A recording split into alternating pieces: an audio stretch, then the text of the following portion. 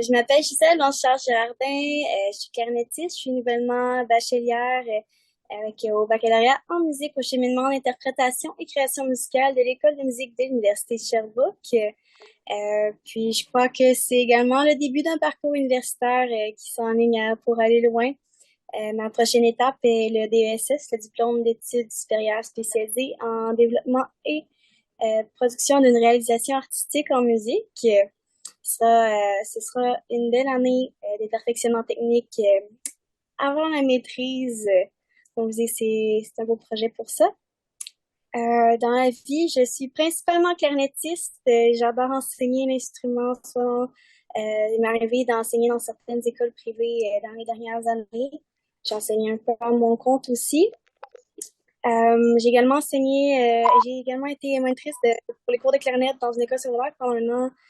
Durant ma deuxième année de cégep, au cégep, j'étais au cégep de Drummondville. J'ai étudié pour compléter un DEC préuniversitaire en musique, donc au profil virtuose classique. Donc, ce qui m'a vraiment bien préparé, vraiment à pratiquer, être assidue dans ma pratique, puis de toujours poursuivre les défis. On fonce vers les défis, on pratique et ça fonctionne. Ça fait plus que ça fonctionner. C'est un très beau projet dans ça.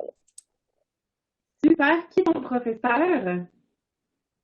Je viens de compléter mon baccalauréat avec dans la classe de Madame Nathalie Degrasse, c'est même à l'Université de OK. Sherbrooke. Et comment est-ce que tu travailles en ce moment les parties d'Hansel et Gretel à la clarinette? C'est quoi les spécificités? Les différentes spécificités, en prendre en compte, j'avais un peu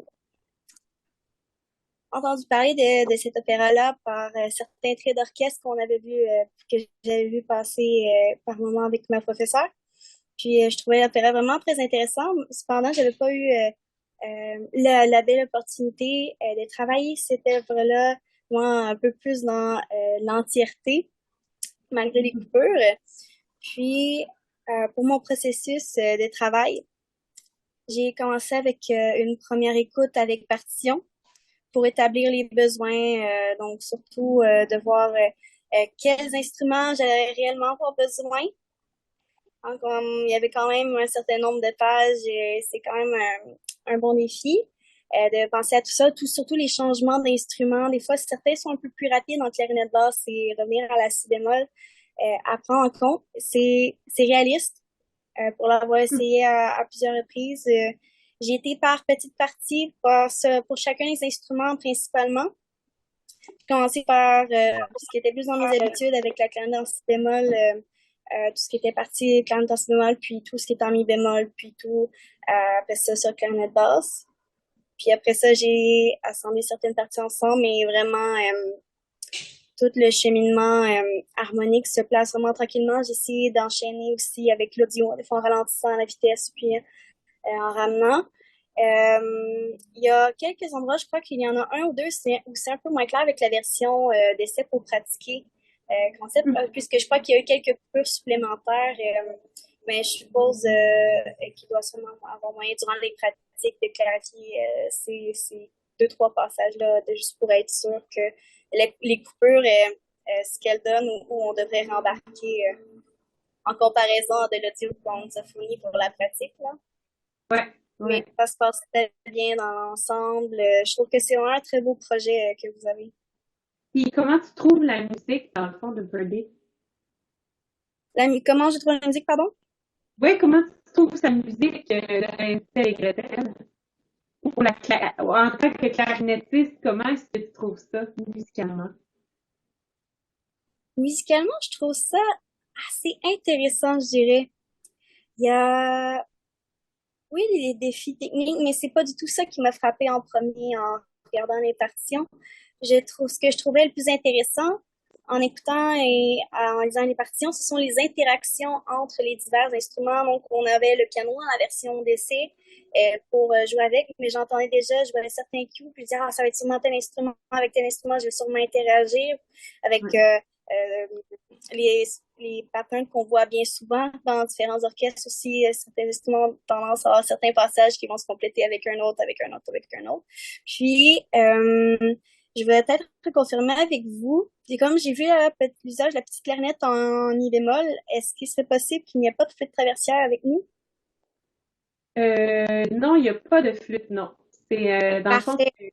c'est ça.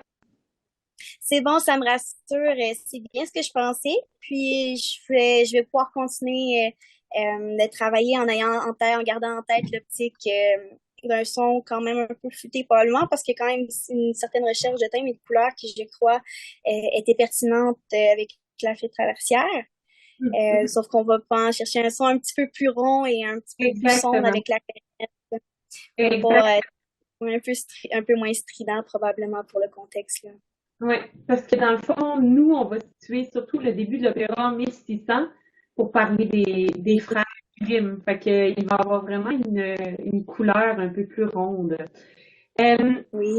Dans le fond, comment la clarinette t'approche les différentes émotions?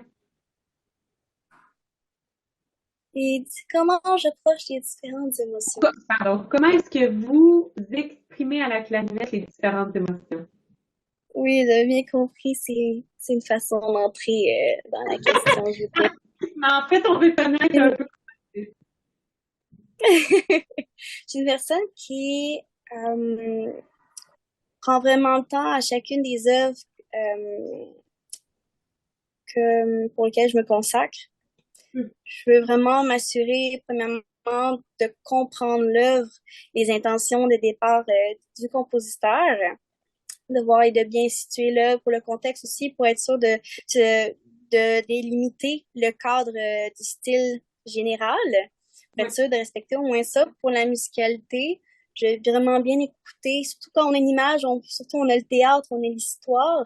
Je vais bien souvent aller associer certains passages, dire ah et le rôle de l'instrument surtout durant le passage, est-ce qu'on est en accompagnement, est-ce qu'on soutient une mélodie, est-ce qu'on en contre-chant, est-ce qu'on a la mélodie, est-ce qu'on en fait on interagit comme un effet sonore avec le texte des acteurs, des chanteurs, est-ce que même c'est un effet sonore dans la scène? Est-ce qu'on devrait laisser les choses en haleine? Et puis, je trouve important de respecter l'histoire, mais de s'en faire notre propre histoire émotionnelle au niveau de la musique pour le mieux possible refléter l'essence même de l'œuvre, tout en y apportant notre touche collective et bien sûr en restant dans le style. Il faut que les choix restent collectifs et s'il y a quoi que ce soit, puis on peut en discuter, on reste ouvert à en discuter puis à réarranger les choses pour le mieux de l'œuvre, puisque je crois que le plus important, c'est la beauté dans la livraison de l'œuvre. On oui, cherche à ce que l'œuvre elle soit belle, qu'elle soit rendue. Oui, une œuvre peut être bonne, peut être bien écrite, mais le public souvent va venir le toucher avec la beauté qu'on fait ressortir dans notre interprétation. Pas hmm, simplement parce que c'est parfait et techniquement parfait, non, c'est dans toute l'émotion, c'est tout le collectif, autant les musiciens que l'ambiance, les chanteurs, le tout ensemble, le scénario, voilà. toute la symbiose de tout. Je trouve ça vraiment important. T'inquiète, est-ce qu'on parle de vous? Est-ce que vous voudriez nous dire pourquoi la clarinette? Comment vous avez choisi cet instrument-là? Puis qu'est-ce qui vient vous chercher dans cet instrument-là? Ça va être en deux points, l'origine de mon choix, puis qu'est-ce qui vient autant me chercher. L'origine, je dirais, c'est une affaire de famille. Ma mère est enseignante en musique depuis plus de 30 années.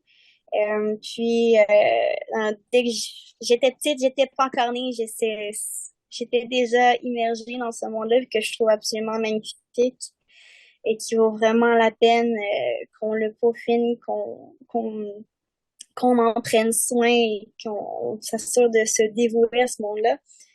Puis, tout le monde dans la famille a passé au moins par un instrument. Mon demi-frère est passé par le violoncelle, ma sœur, la flûte traversière, la clarinette alto. Et quand j'ai vu ma sœur jouer la clarinette, j'ai fait comme une bonne petite sœur le ferait. Moi aussi, je vais en jouer. Ah Et ah! finalement, Et finalement, ça a été le coup de foudre immédiat. J'ai Dès que j'ai eu la clarinette dans les mains, j'ai réussi à sortir un son. C'était vraiment un coup de foudre. Puis, au fur et à mesure que les années ont avancé, j'en suis rendue à au moins une dizaine d'années de pratique sur mon instrument. J'ai commencé un peu avant mon secondaire. Euh, et puis, c'est vraiment dans les timbres et les différentes textures qu'on peut aller chercher avec la clarinette. C'est venu beaucoup me toucher. Oui, je trouvais l'instrument intéressant, mais c'est quand on peut concrétiser toutes les textures, les différentes palettes de nuances, autant dans les forts que dans les doux, les subtilités, l'humour des fois qu'on peut même ajouter dans notre jeu. C'est vraiment intéressant. Puis, en ayant un instrument avec un système de clés, les doigtés sont fixés. Donc, il est beaucoup plus aisé après ça de travailler et de pouvoir beaucoup plus rapidement se concentrer sur le public, se Ouais. concentrer surtout sur la musique. Ouais. Donc, je trouvais ça vraiment intéressant, un mélange entre un instrument qui peut parfois se rapprocher du thème de la voix, ou du moins se marie très bien avec, Ouais. et à la fois aller chercher toutes sortes de subtilités. Hmm. Et comment vous trouvez ça de travailler dans un petit ensemble finalement? Est-ce que vous préférez les plus gros ensembles, les orchestres, les petits ensembles? Qu'est-ce que vous aimez dans cette Euh, formation? dans cette, oui, dans cette formule-là, dans cette instrumentation-là, je vous dirais, j'ai autant de plaisir à jouer en tant que soliste, en tant que musicienne, plus en contexte de musique de chambre, autant en duo, trio, que peut-être en quintette, octuor même, monnaie. Et qu'en orchestre, j'adore travailler en équipe tout d'abord. Donc même en soliste, souvent on a un accompagnateur bien sûr avec le piano, la harpe ou autre, ou guitare classique des fois. Ce que je trouve le plus intéressant dans ça, et je sais que mes forces elles sont plus présentes et plus mises en avant dans un contexte de musique de chambre, Hmm. Hmm. puisque je sais que je peux contribuer et rester à l'écoute de l'univers qui m'entoure. Puis ainsi, c'est pas une question de prendre la vedette nulle part, c'est de trouver notre place et et dans notre rôle, jouer notre rôle le mieux possible Hmm. Hmm. pour que en équipe, on puisse permettre à la beauté de la musique de ressortir. Hmm. Ouais, C'est ouais, pour l'œuvre qu'on fait. ouais, ouais. Puis, est-ce que vous avez un concert bientôt que vous aimeriez parler ou est-ce que un récital qui s'en vient tant qu'à être à vous faire un petit peu de promotion? Je vous dirais, mon dernier concert, est-ce qu'on parle plus dans mon domaine classique? Ah, vous J'œuvre choisissez dans pour différents domaines. vous? Je vous dirais mon dernier concert, mon dernier récital classique, qui était mon récital de fin de baccalauréat qui a eu lieu le 4 mai dernier, qui OK. était à la Belle-Chapelle à Châteauguay. J'ai encore le lien non répertorié sur YouTube. Si jamais ça peut vous donner une meilleure idée, je pourrais vous l'envoyer également. Super. Je sais pas, des fois, ça peut être intéressant d'entendre un peu qui on souhaite engager Ben potentiellement. oui, ben oui. Puis, Parfait, avez-vous un je pourrais site vous... web, un YouTube? J'ai une chaîne YouTube, vous pouvez me trouver avec le nom de Gisèle Blanchard-Girardin sur YouTube. J'ai quelques vidéos. Vous pouvez trouver ma démo professionnelle également qui date très probablement de février, qui a été tournée novembre dernier avec la pièce Harlequin du compositeur Louis Cahuzac. Œuvre très intéressante et beaucoup dans la théâtralité. C'est vraiment très intéressant. Super, ben, j'invite tout le monde à aller voir ça. Puis, est-ce que vous avez autre chose que vous aimeriez ajouter à ma concept?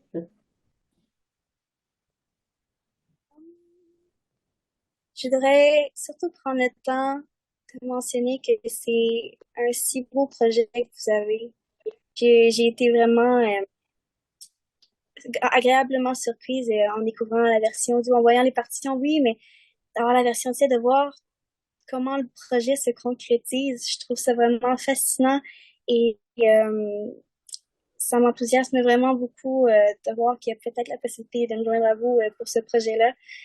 Ce serait vraiment une très belle expérience en tant que pigiste, mais également en tant que collectif pour cet événement-là. Donc, je crois que ce serait vraiment une très belle opportunité dans la mesure où ça peut fonctionner. Super. Ben, enchantée. Ça m'a fait un grand plaisir de vous rencontrer. Puis, on va attendre Madame Gisèle Girardin, pardon. Gisèle, Gisèle Blanchard-Girardin. Gisèle Blanchard-Girardin, ce 2 juin à 3 heures au sous-sol de la basilique Notre-Dame-du-Cap pour Estelle et Gretel. Merci beaucoup pour cette belle entrevue. C'était très inspirant. Merci à vous. Bonne journée. Bonne journée. Au revoir.